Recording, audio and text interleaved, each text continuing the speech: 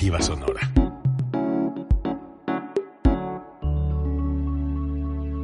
Código Libre.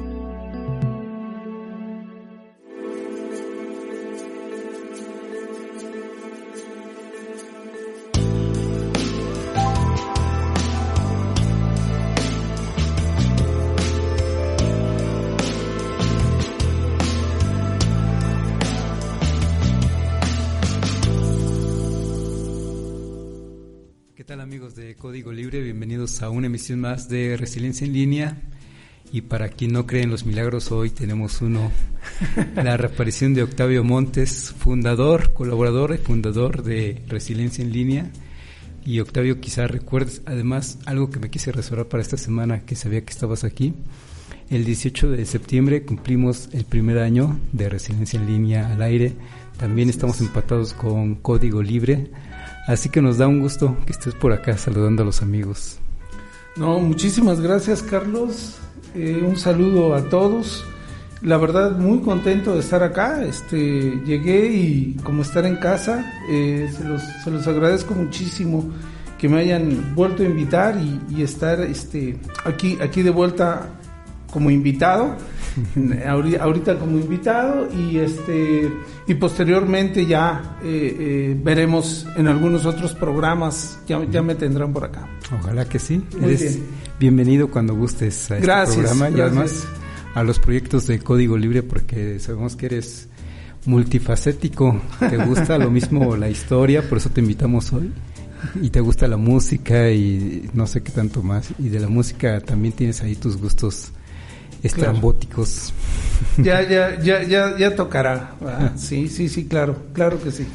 Muy bien, y hoy quisimos invitar a Octavio para platicar, no dejar pasar estas fechas festivas, conmemorativas de independencia. La semana pasada celebramos los 210 años de la independencia en México, y como todos estamos en esta celebración, todo el mes de septiembre me parece, no quisimos dejar pasar.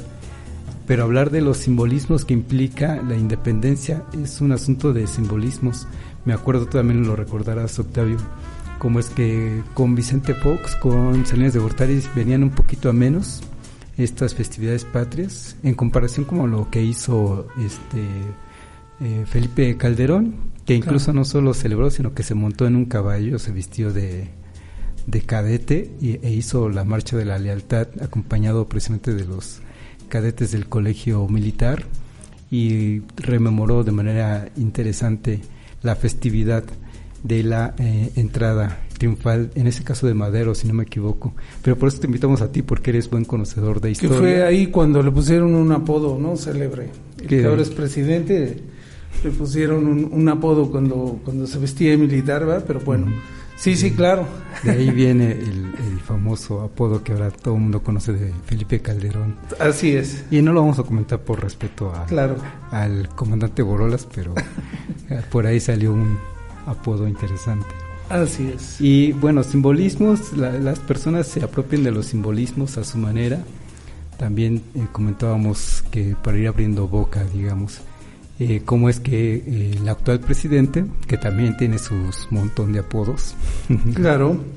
Y también los diremos con mucho cariño para ambos, digamos, para Felipe Calderón y para López Obrador. Cómo es que eligió el 15 de septiembre, la semana pasada, para anunciar por la mañana que enviaba una solicitud para que se enjuicie a los expresidentes, justo el 15 de septiembre. Y luego ese mismo día se rifó, aparentemente se rifó, pero en realidad solo se denominó la rifa del avión. Ya todo el mundo sabe que no se rifó el avión en sí, el avión presidencial, pero sí fue la rifa ese día. Y no sé si lo viste, Octavio, pero fue también una ceremonia emotiva, esa precisamente rifa del famoso avión presidencial. Sí, claro. A mí me gustaría hablar de todas estas cuestiones desde un punto de vista también histórico. Uh-huh. Es muy importante recordar las cuestiones históricas, pero también las cuestiones culturales y de antropología, las cuestiones antropológicas. Yo soy antropólogo, no sé si alguna vez lo dije al aire. Yo soy doctor en antropología. Uh-huh. del Colegio Michoacán. Y una de las cosas que me interesa mucho es precisamente la cuestión de los signos y los símbolos, cuestiones del Estado Nacional. La tesis que hice para ser antropólogo era sobre precisamente grupos y élites en Michoacán, en el sur de Michoacán, en la llamada Tierra Caliente, y cómo se apropiaban de todo un discurso nacional al que algunos les llaman caciques. Yo prefiero llamarlos intermediarios, porque cacique es un nombre indígena histórico que refiere otras cosas, otras muchas cosas. Entonces yo prefiero llamarlos intermediarios políticos, que están entre el gobierno local y el gobierno central, y son los primeros captores, gente que se hace de símbolos y de signos que se tratan de compartir entre lo local y lo nacional, y en ocasiones lo global. Entonces, los signos son muy importantes en la antropología y en el estudio de las mentalidades, los símbolos, porque nos hablan de un significado. Lo que para algunos significa una cosa, para otros significa otra. La esvástica nazi, por ejemplo, es un símbolo hindú. En esa época Hitler estaba muy concentrado con la lectura sobre el hinduismo, y de ahí toma la esvástica, y muchos lo tomamos en general como un símbolo nazi cuando tiene muchos otros significados. Con la independencia y con todas estas transformaciones tiene que ver exactamente lo mismo. Es un Estado nacional generalmente centralista, que es lo mexicano. Lo mexicano, para algunos, hay un autor que se escribe Las salidas del laberinto, Claudio Lovnitz, que dice que lo nacional no existe, es decir, lo mexicano, 100% mexicano, pues somos una mezcla indígenas, italianos, españoles, argentinos, de muchos lados, con apellidos castellanos, ¿verdad? Generalmente. Entonces, lo mexicano en sí es uso y dominio de un Estado nacional que quiere significar algo. Tú ahorita dijiste perfectamente bien, el 15 de septiembre, la independencia, bueno, el inicio de la guerra de independencia es el 16. ¿A quién se le ocurre el 15? El 15 se le ocurre a Porfirio Díaz porque él cumplía años ese día. Y lo hace en la noche muy cercano al 16 porque Morelos, Hidalgo convoca a la gente el 16 en la madrugada. Pero la noche del grito es dada el 15 de septiembre porque Porfirio Díaz es el primero que empieza a montar todo este repertorio de símbolos. La famosa bandera tricolor, pues se da más de 10 años después del inicio de la Guerra de la Independencia, con lo que muchos, y es muy importante ahorita que manejaste Felipe Calderón, Fox también, y por otro lado Andrés Manuel López Obrador, porque precisamente se da a partir, los símbolos lo toman tanto liberales como conservadores. Liberales utilizan cierto tipo de símbolos, conservadores otro tipo de símbolos. Los conservadores del siglo XIX y de esta región de Guanajuato, Jalisco, Michoacán, prefieren decir que la independencia fue el 27 de septiembre, ¿verdad? ¿Por qué? Porque es cuando Iturbide realmente firma el acta de independencia junto con Guerrero y se nombra emperador independiente. Entonces ahí viene otra vez los símbolos. La independencia realmente se lleva en septiembre, pero cuando México realmente es independiente es hasta la década de los 20, ¿sí? Es hasta la década de los 20. Y entonces cuando dicen, es que los gringos nos quitaron Texas, México tenía de independiente 20 años. No podemos decir que nos quitaron. Se estaban reorganizando, se estaban reconformando. Entonces, toda esta serie de símbolos, toda esta serie de signos y de pertenencias que a veces creemos que son historia universal, historia hecha, pues se tiene que meditar, se tiene que revisar muy bien, porque los héroes a veces no eran tan héroes y los villanos a veces no eran tan villanos, ¿verdad?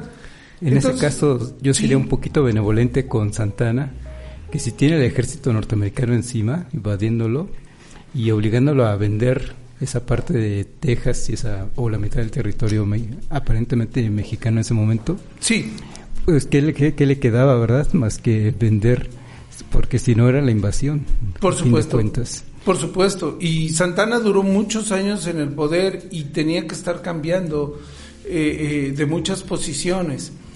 Para las personas que no han ido, y para los que han ido lo van a recordar, si uno va a San Antonio, en Texas, está el famoso Álamo, y en ese famoso Álamo es cuando México derrota a los norteamericanos y a los tejanos, los derrota, los expulsa en un primer momento, después ya nos va como nos va, y vendemos y todo lo demás, pero realmente Santana es visto como una mala persona. Santana, cuando uno va al museo en el Álamo, hay una maqueta y uno va apretando a los personajes y Santana se ríe como perverso, ¿no? Entonces, realmente ahí comienzan estos símbolos. Y bueno, ahorita Y nada más como comentario, antes de que pases a lo siguiente. No, ahorita que tú comentes algo, yo iba a decir otra cosa. Ajá, sí, dime. Que no olvidemos tampoco que fueron los tejanos los que pidieron la anexión a Estados Unidos, y con ello Estados Unidos tuvo la justificación para anexárselo. Uno, y dos, tampoco olvidar que, por ejemplo, Chiapas no era territorio mexicano. No. Que era territorio de Guatemala, y también pidió la anexión a México. Y vamos, son parte de los procesos, como dices, de construcción de los estados nacionales. También en septiembre. Y ese es un proceso histórico que es interesante, como sea, más allá de que si nos duele o no, que estamos resentidos los mexicanos por esas invasiones, que lo está y mucho la nación mexicana, finalmente son procesos interesantes de observar. 14 de septiembre, así es la anexión de México a Chiapas. Pues son toda esta semana simbólica desde el 13, los niños héroes, por eso también estamos hablando un poco de esto de Santana. 13 de septiembre los niños héroes, 14 la anexión de Chiapas a México, no de México a Chiapas, de Chiapas a México, y bueno, el 15 el grito y el 16, ¿no? Y la consumación de la independencia también. Entonces, son fechas muy importantes, y bueno, ahorita no sé, independientemente de lo que vayas a comentar, también me gustaría traer en un segundo momento esta cuestión de liberales y conservadores, porque es a partir de esta división política que se da en toda América, en toda América prácticamente, que comienza esta lucha de símbolos y esta lucha de dos partidos, ¿no? Aprovechando que tenemos aquí brevemente ese proceso de independencia, para que nos quede claros a los que no conocemos tanto de historia, porque hubo como que 4 fases de la independencia, de la guerra de independencia, me parece. Una 1808, cuando inicia el movimiento, inicia la conspiración, pero sobre todo que España es invadida por Napoleón, por Francia. Así es, eso es muy importante. Y bueno, da el famoso grito, que no fue tanto como según lo dices, no fue un Viva México, porque México como tal no existía. ¡Viva Fernando VII! Ajá. ¿No? Y luego, bueno, a ver, platícanos mejor esos fases, digamos. Mira, yo no las tengo muy, digamos así, así caracterizadas, como tú lo estás mencionando, pero sí, obviamente, lo primero que sucede, y tiene que ver nuevamente con esto de liberales y conservadores, es que antes de la independencia, las independencias de América en general, de toda América, incluyendo Estados Unidos, y ahorita vamos a ver Canadá y Belice, que también Belice hace unos días celebró su independencia, pero ellos se independizaron en 1961, me parece que es 61 o 64. Muy reciente. Hay que nos manden la fecha exacta. No me acuerdo si fue en 1961 o en 64 se independiza Belice, apenas reciente. Pero mira, la gran mayoría desde siglo XVIII y siglo XIX, las independencias de América obedecen a varias cuestiones que tienen que ver con el liberalismo, que tienen que ver con la Ilustración, que tienen que ver con la Revolución Francesa y con la puesta en marcha de las libertades individuales. El liberalismo, la Ilustración y todas estas cuestiones. Y decían, lo que proponían eran los estados nacionales. Y con los estados nacionales lo que se proponía principalmente es que se cumplieran con tres principales funciones para que un país fuera liberal, en pocas palabras capitalista, y se uniera a un modo de producción capitalista. El primero es que fuera independiente, que se liberara de las colonias, y el primero que lo hace casualmente es Estados Unidos en 1776, ¿verdad? 4 de julio del 76. Es el primero con estas cuestiones en un principio liberales. Y todos los demás países, 1810 hay varios movimientos, me parece que es Argentina, me parece que Colombia también empieza, México, y luego me parece que un poquito antes los centroamericanos, que querían hacerse un solo país. Es decir, viene una lucha federalista contra la centralidad que en esta época era el imperio, porque en esa época Napoleón, como tú ya bien mencionaste, toma posesión de España, domina España y se queda con...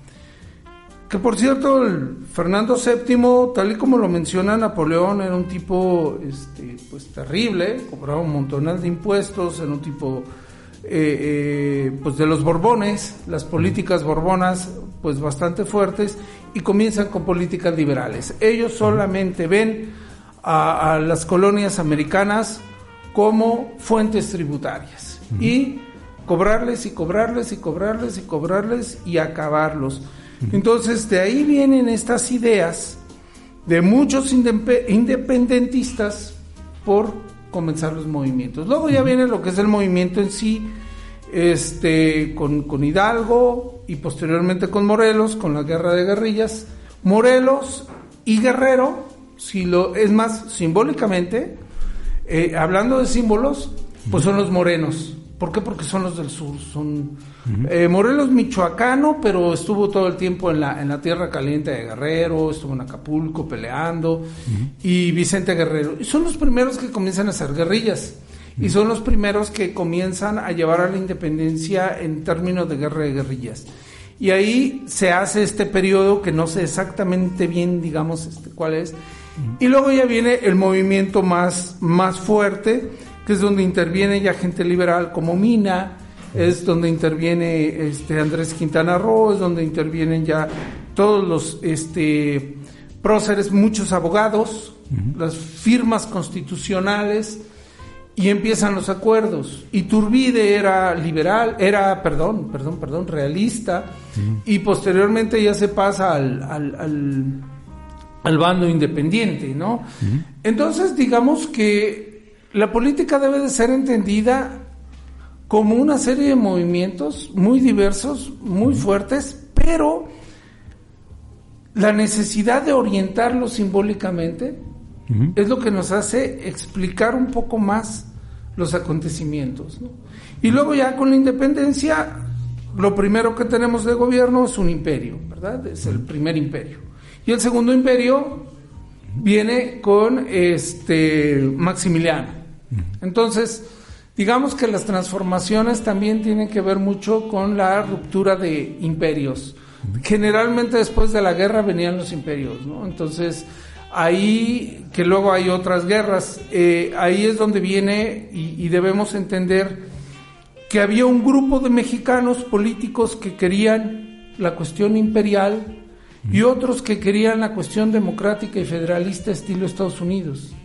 Nadie pensó en una nación emanada de ideas propias, ¿verdad? Las ideas tenían que ver con estas cuestiones. Primero, liberarse. Ya lo había dicho. La primera cuestión para que una nación fuera moderna, libre, capitalista, era independizarse de la colonia. Segundo, crear una constitución. Y tercero, plantear una democracia y un gobierno democrático, ¿verdad? Que es lo que hizo Estados Unidos.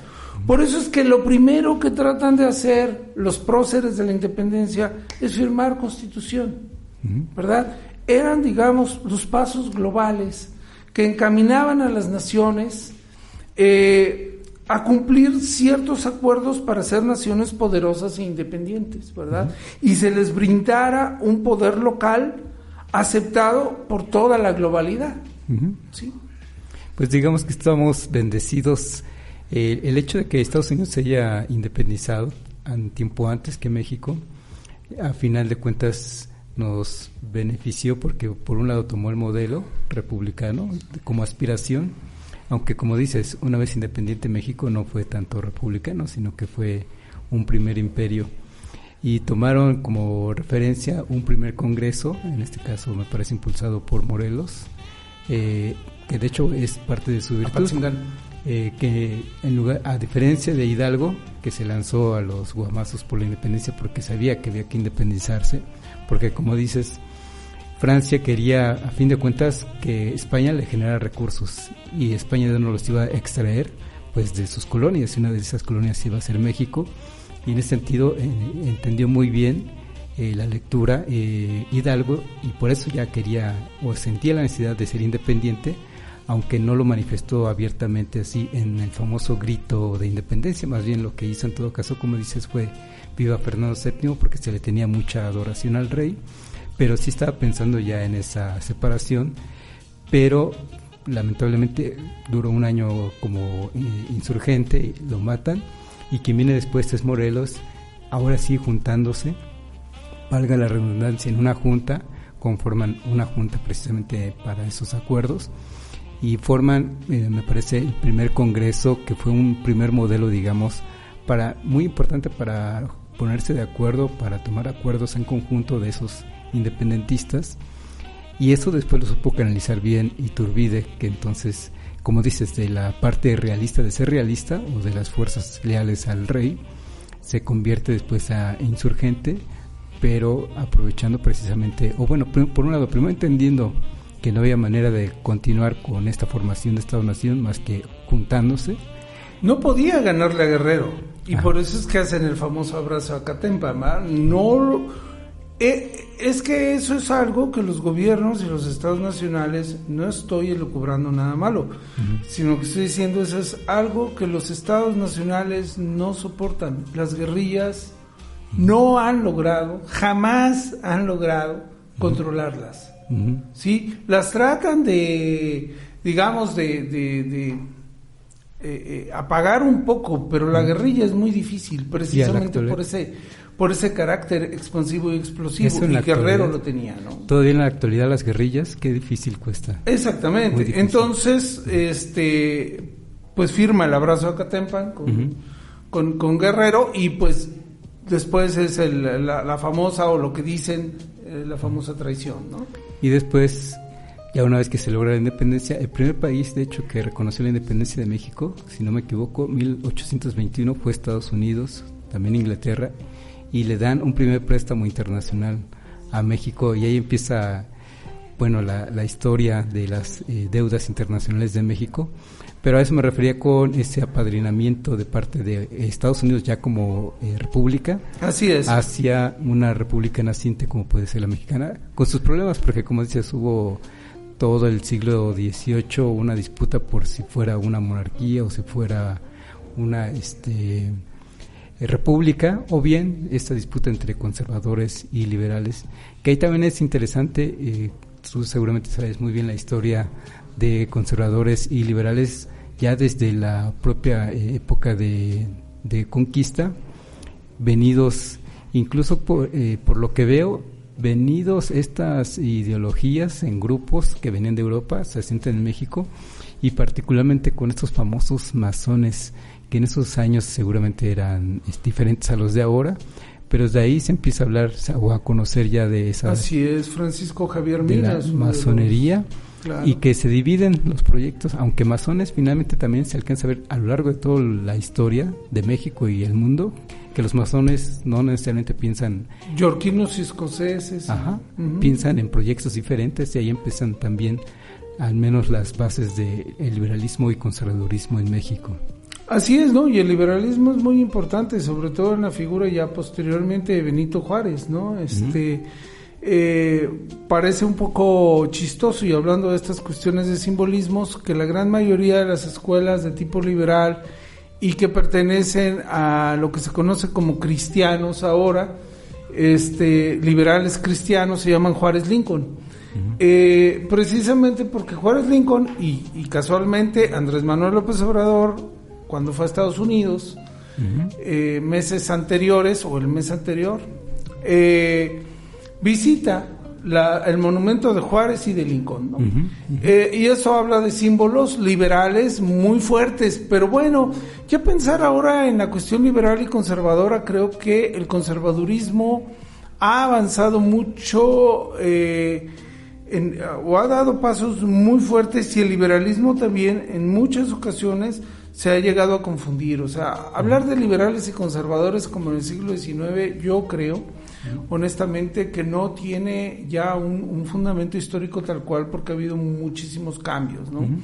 El término conservadores yo creo que lo utiliza el presidente como un referente de lo que no se debe de hacer, pero hubo muchísimos conservadores que tuvieron en la patria y en los proyectos nacionales pues muchísimos aciertos, ¿no? Oye, volvamos entonces al asunto de los simbolismos, porque justamente das un buen ejemplo, ya posterior a la independencia, ya más bien en el asunto de la intervención francesa en el Segundo Imperio, cómo es que Abraham Lincoln de Estados Unidos empieza a apoyar a México para que salieran los franceses de territorio mexicano, y ahí también llama la atención, si algo sabe López Obrador, es de simbolismos, de manejar los simbolismos, y en medio de esta nerviosismo de cómo es que va a visitar López Obrador a Donald Trump, con todo el daño que nos hace constantemente, y lo va a visitar en una visita de Estado, y él maneja muy bien los simbolismos, como dices, visitando a la figura o al menos los hombres ilustres de Estados Unidos y de México, justamente en ese simbolismo de hermandad entre esos dos países. Pero a ver, regresemos a este asunto de los simbolismos. Bueno, es muy interesante ver estas cuestiones de símbolos y de símbolos divididos, precisamente porque a final de cuentas las distintas posiciones políticas, ideológicas, se apropian de símbolos, los utilizan, los usan de diferentes maneras, y lo que se busca principalmente, y es ahí donde empiezo a pensar que pues esto de hablar de liberales, conservadores y de estas divisiones tienen actualmente ya muchas variedades y muchas diferencias de cómo era, ¿no? Lo que se busca principalmente, o lo que buscaban principalmente, era centralismo contra federalismo. Y es muy importante ver que la gran mayoría de los símbolos tratan y buscan de ser centralizados. ¿Cuándo es que lugares como por ejemplo Tijuana, pensando en símbolos, se empiezan a volver o tratan de ser mexicanos? Pues desde el momento en que son frontera, ¿verdad? Anteriormente no, o sea, California, Nevada, en fin, todos estos estados que Estados Unidos toma posteriormente en su nación, pues lo que tenían era eso, se quejaban demasiado de que México estaba totalmente centralizado. Los símbolos patrios son totalmente centralizados. El águila devorándose al nopal, pues es algo que sucedió en lo que ahora se conoce como Ciudad de México. El decir el cuadro azteca o la selección azteca o televisión azteca, estamos hablando de un centralismo total. La Virgen de Guadalupe también era muy centralista, se aparece ahí y comienzan mitos y símbolos de territorialización central cuando los de Tijuana sacan el mito de Aztlán. Bueno, ahora ya dicen, se decía que Aztlán estaba en Sinaloa, ahora los de Tijuana dicen no, donde empieza la nación es Tijuana. Es más, ese es el lema, ¿no? Donde empieza la nación. Y comienzan a utilizar, su equipo son los xolos, simbolismos aztecas, mexicas, centrales, ¿verdad? Y los símbolos surgen precisamente de un centro hacia una periferia o hacia una provincia, nombrada provincia, como receptora de todos estos símbolos de lo mexicano. Y posteriormente, digamos, el federalismo, ¿qué es lo que sucede en Estados Unidos? En Estados Unidos, pues digamos que no hay una unión así tal cual central.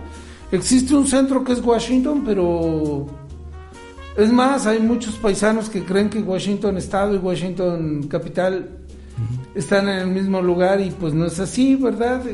Están de extremo a extremo, pero hay un federalismo y hay una división de símbolos, hay una división de poderes, hay unas políticas muy fragmentadas, muy divididas entre ellos, que al mismo tiempo hacen que una nación funcione. Aquí uno de los problemas centrales ha sido el simbolismo nacionalista a partir de esta centralización. Y esa la heredamos, como tú bien dijiste, de España, ¿no? Los catalanes, los vascos, los gente independentista que está en contra de esta centralización y de estos gobiernos centrales. Y también los toman mucho, esta cuestión de liberal y conservador hay que tomar mucho en cuenta posteriormente, ya en la época de Juárez, porque es la iglesia que en esa época tenía un poder central muy fuerte. La Iglesia Católica no quiere tener competidores con las iglesias protestantes, que se les llama, no quiere tener competidores y buscan tener una prioridad en el ejercicio del poder, ¿no? Entonces, muchos conservadores son a favor de estas ideas de centralismo y de iglesia católica, ¿no? Fíjate que hablando presente de esa, ¿qué dices tú? Dejémonos atrás esto de conservadores y liberales y ahora se trata de un asunto de centralistas contra federalistas. También es justo este discurso de la Alianza Federalista, que es de estos 9, 10 gobernadores que se supone salieron de la CONAGO, la Confederación Nacional de Gobernadores, y conforman lo que ellos definen como Alianza Federalista, porque saben que vende muy bien lo federalista en contra del poder centralizado. Vicente Fox, cuando llega a la presidencia de la República, también llega con su discurso y él hablaba por un auténtico federalismo. Y es que todavía a la fecha vende, porque a la fecha sigue pesando el poder central desde la Ciudad de México, desde el demasiado, centro, ¿no? Y entonces vende muy bien, o bueno, la gente contacta muy bien, la gente de provincia, digamos, con la idea de una defensa del federalismo, la cual además yo estoy de acuerdo, ¿no? No hay que acabar con este poder federal centralista, pero qué difícil es por las condiciones que no vamos a platicar aquí. Lo que sí se ve es que precisamente hablando de simbolismos, este poder o esta lucha o esta confrontación, federación, centralismo, todavía a la fecha es vigente, como otros de los temas que estás tocando, a la fecha siguen siendo muy vigentes. No, y liberal conservador también, ¿no? Creo que también está vigente, sigue, y pues lo que yo no pediría que se olvidara, sino que más bien se vieran los cambios y las transformaciones. O sea, no todo lo que es de oposición al gobierno de Morena es ser conservador, ¿no? O sea, al contrario, en ocasiones estamos viendo estos movimientos de las mujeres en contra de la Comisión Nacional de Derechos Humanos, y lo menos que tienen es conservador. Son muchos movimientos, y son muchos movimientos, algunos de corte, no me quiero meter en decir si son anarquistas, no son anarquistas. Creo que ellos se irán definiendo y por sus obras los iremos conociendo, como dijeran por ahí. Sino que más bien creo yo que se trata de siempre gobierno central y oposición, ¿no? Y yo creo que siempre los cacicazgos y las divisiones, que no es lo mismo que federalismo, estos cacicazgos, es decir, un poder partidista central, porque a final de cuentas, o sea, a mí no me digan que no es centralismo, que Guadalajara, ¿cuál es la segunda ciudad de Jalisco? ¿Cuál es la segunda ciudad de Monterrey? De Nuevo León, ¿verdad? Entonces se vuelven, y eso es lo que los mismos españoles también le dicen a Cataluña, Barcelona, y de Barcelona también es un poder central, y yo creo que no tiene que radicar en eso de que hay los estados, no. Si vamos a hablar de federalismo y centralismo, también dentro de las federaciones y de los estados de la república o las entidades federativas existe un centralismo fuertísimo.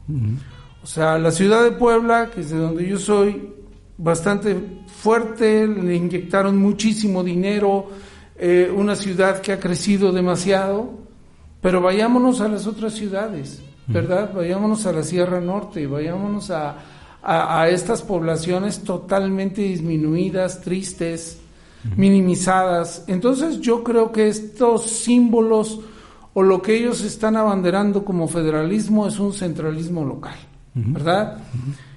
Va por ahí, esa es mi opinión, muy humilde, solo mía y nada más que mía, y a mí solamente se me tiene que adjudicar esto que acabo de decir, ¿verdad? Oye, pero es que ya me emocioné. Aquí hay una pregunta para ti. Primero, también saludos de Daniel Pineda, le agradecemos mucho que nos esté viendo. Y Ariel Quintanilla, Daniel, si no me equivoco, desde El Salvador. Ariel, sí, claro, sí, desde El Salvador. Por allá. O Estados Unidos, quién sabe dónde ande. Quién sabe dónde esté. Pero saludos, Ariel. Nos manda saludos y pregunta que, hablando de simbolismos y fronteras, ¿qué importancia tuvo la anexión de Chiapas a México? ¿Qué otras formas de territorialización se puede hablar en el sur de México? Y a ver si con esto no nos estás contestando parte de su tesis de una manera tramposa. No lo creo, no es cierto. No.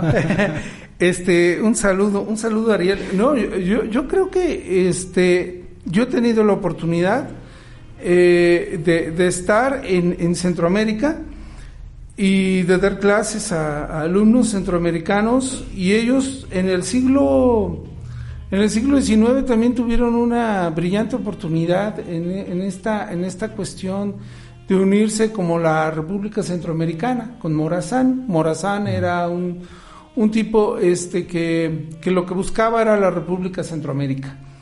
Por eso tratar de unir a todos los centroamericanos, menos parece que Panamá no, pero todos los demás sí. Y bueno, se muere en el intento, lo matan en el intento, queda así, pero es muy importante esta anexión de Chiapas a México en muchos aspectos, sobre todo que tienen que ver, bueno, hay algo muy importante en esta apertura de la frontera.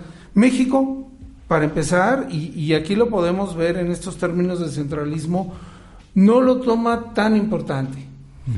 ¿Por qué? Porque realmente pues nos dedicamos más a llorar la pérdida del territorio del norte que a valorar esta anexión del sur. Y precisamente para mí, en mi opinión, como mexicano, creo que es muy importante porque bueno, es muy importante para México porque se gana este territorio estratégico.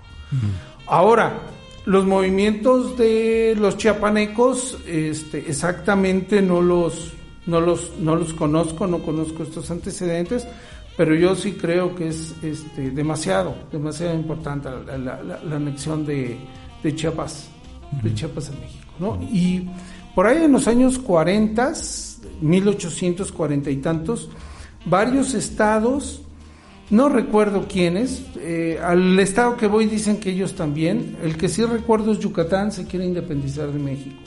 Es decir, el centralismo provoca en muchas ocasiones que muchos estados federalistas o que estaban esperando este federalismo no reciben esas libertades individuales y de administración propia, sino que más bien los empiezan a tomar como receptáculos para empezarlos a extraer recursos, ¿no? Entonces, yo creo que esa fue la posición de Yucatán y de muchos otros estados que en esa época también se quisieron independizar. El que se independizó fue Texas. Porque eso hay que recordarlo, en 1845 Texas es una república independiente. Ya posteriormente hay una famoso centro recreativo que se llama Six Flags.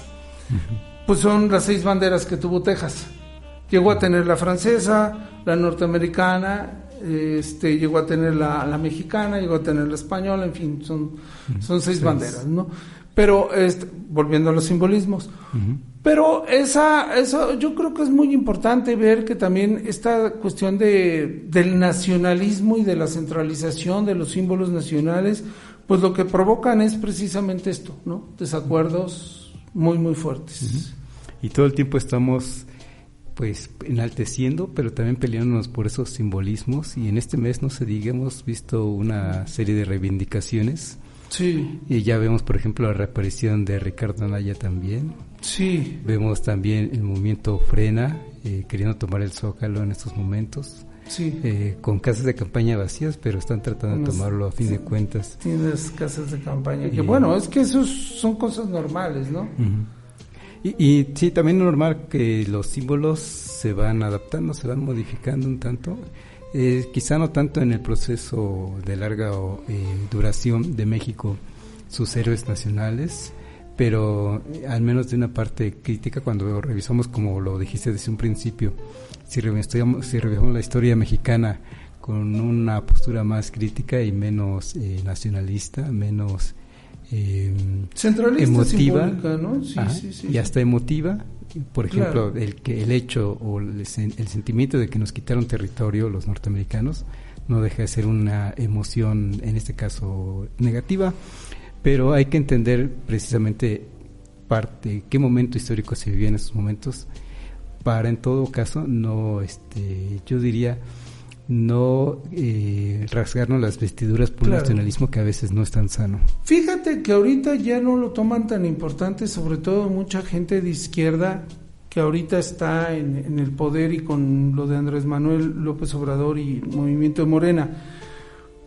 Pero qué tan importante ahorita que preguntaron, no sé si fue Ariel o si fue Daniel, qué tan importante fue que uno de los movimientos más fuertes de descentralización fue en Chiapas, el del STLN. Ahora no lo toman mucho en cuenta porque, les digo, tampoco el EZ está muy a favor de Morena, entonces los de Morena hablan mal del EZ y de este movimiento, pero a mí me sigue pareciendo el zapatismo y este movimiento del STLN una muy buena fusión de los movimientos políticos centroamericanos y de un movimiento político mexicano, y que realmente sí rompió un paradigma político muy, muy fuerte. Se hizo presente ante el neoliberalismo, se hizo presente ante el mundo realmente captó cámaras ahí, y ahora, pues por muchas razones y por muchos motivos, lo están tratando de desaparecer. Pero sí, bueno, Chiapas, yo creo que Chiapas es muy importante para México porque es ese vínculo con el mirar al sur y con mirar otras realidades indígenas, pero también Oaxaca y también otros, esas realidades. Y estaría muy bien que invitáramos a Ariel o a Pecorín o a cualquiera de ellos, porque realmente miramos mucho al norte y sobre todo en estas cuestiones, creo en cuestiones políticas que también hay que mirar al sur. El sur da muchas opciones y en estas cuestiones de simbolismos, si uno va al sur, a partir de Colombia, todos los parques tienen a Bolívar, ¿verdad? Todos los parques tienen a Bolívar, todos Bolívar. Entonces, sí, es muy, muy interesante que alguien más también diera una perspectiva desde otros aspectos, ¿no? Hemos desaprovechado mucho a los amigos centroamericanos, ahora que lo dices. Nada más que por el asunto de la pandemia, cada quien está en su casa como debe de ser.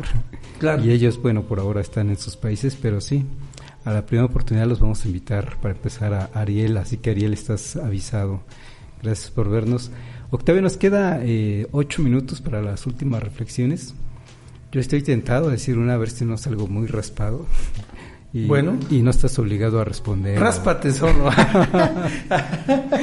A ver, ¿qué pasó? No estás obligado a responder en ese sentido. Si quieres desviar el tema, adelante.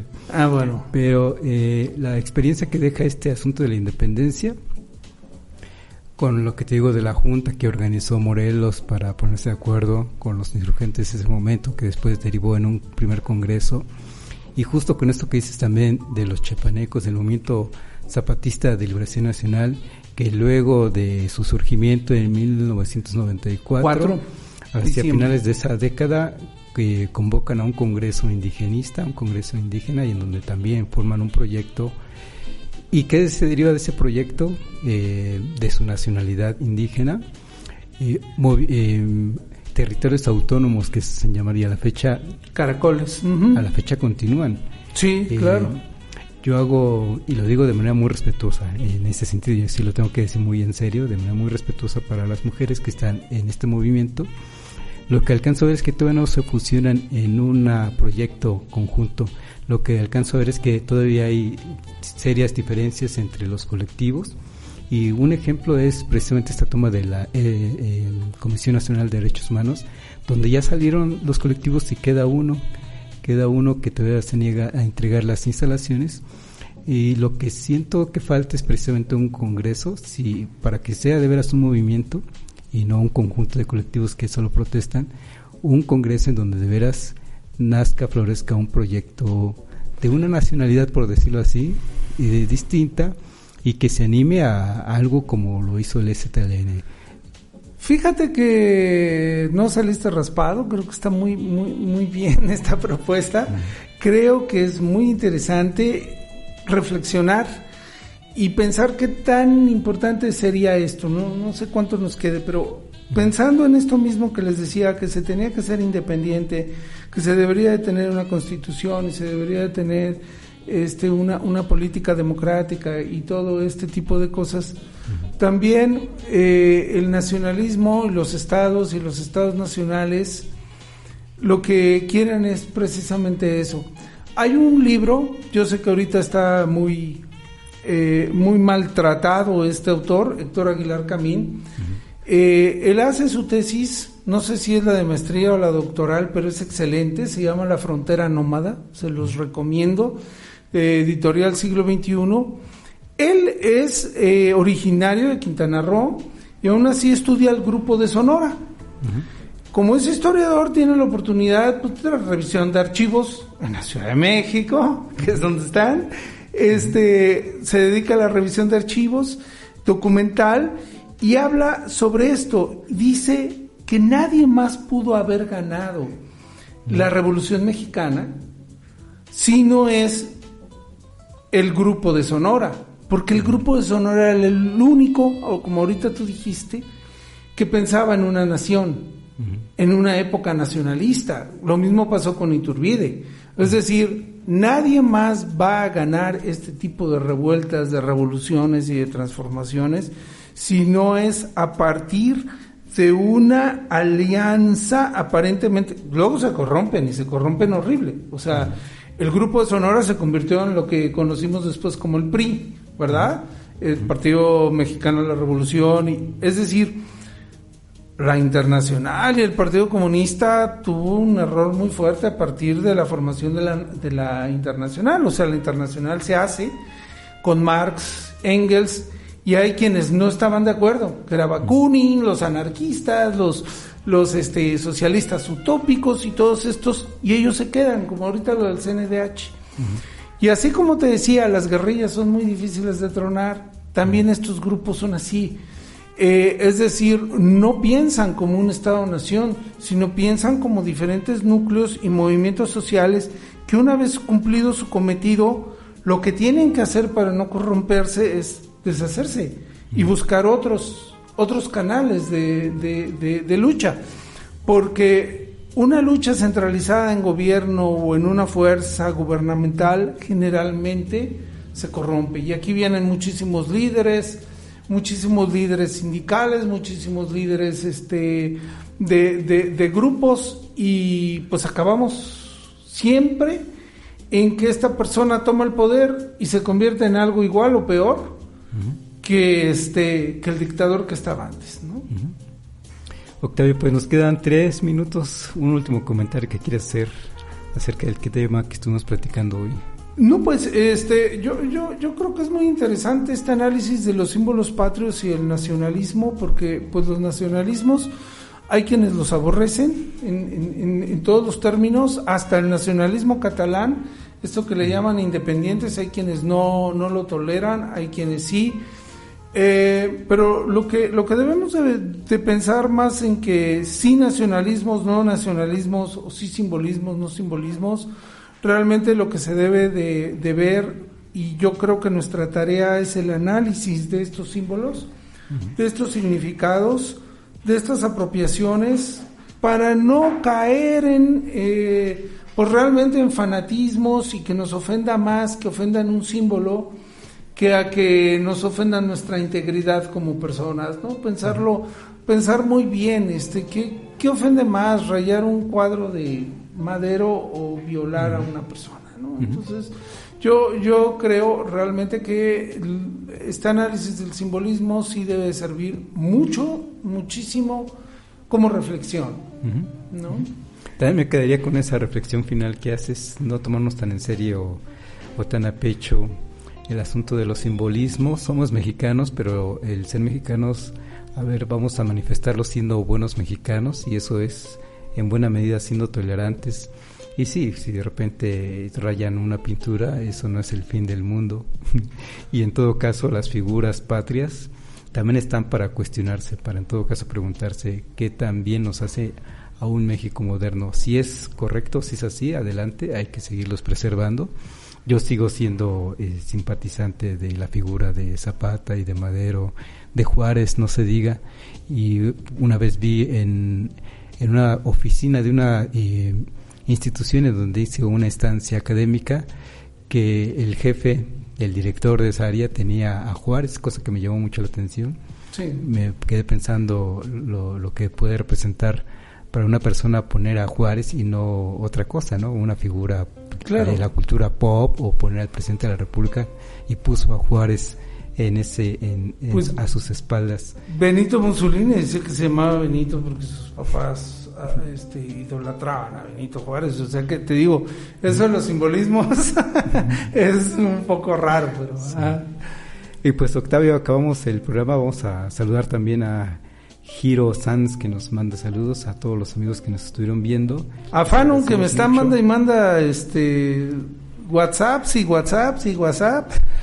Un saludo a Fanon, gracias por escucharnos.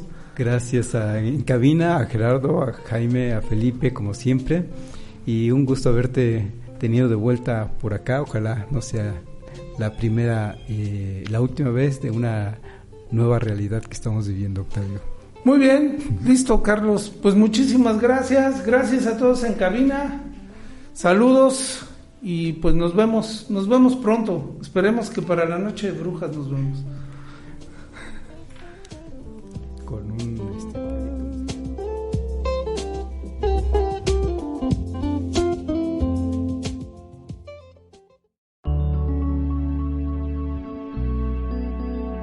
Código Libre.